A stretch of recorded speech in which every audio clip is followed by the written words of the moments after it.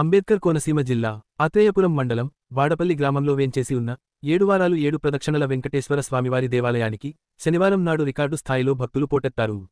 తెల్లవారుజామున సుప్రభాత సేవ అనంతరం తొలి హారతితో మొదలైన స్వామివారి దర్శనానికి తెల్లవారుజామున 3 గంటల నుండి రాత్రి 10 గంటల వరకు అత్యధిక సంఖ్యలో వివిధ రాష్ట్రాల నుండి భక్తులు తరలివచ్చారు. భారీ సంఖ్యలో విచ్చేసిన భక్తులకి ఎటువంటి అసౌకర్యం కలగకుండా ఆలయ అధికారులు క్యూలైన్లో భక్తులకు ఎయిర్ కూలర్లు, మజ్జిగ ప్యాకెట్లు, చల్లటి నీళ్లు, చంటి పిల్లలకు పాలు, బిస్కెట్లు ఏర్పాటు చేశారు. లఘు దర్శనం ఏర్పాటు చేయడంలో స్వామివారి దర్శనానికి గంట నుండి 2 గంటలు మాత్రమే సమయం పట్టింది. దాదాపు 90,000 మంది దర్శించుకున్న వాడపల్లి వెంకటేశ్వర స్వామివారికి శనివారం నాడు వివిధ సేవల ద్వారా 54 లక్షల రూపాయలు ఆదాయం సమకూరింది. ఓం నమో వెంకటేశాయ. శ్రీభూసమేత శ్రీ వెంకటేశ్వర స్వామివారి దివ్యక్షేత్రం కోనసీమ జిల్లా ఆత్రేయపురం మండలం వాడపల్లి క్షేత్రం.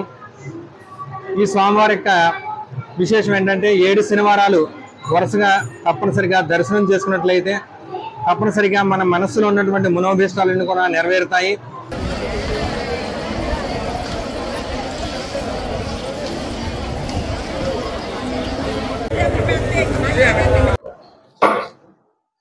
ఓం నమో వెంకటేశ్వర నమః.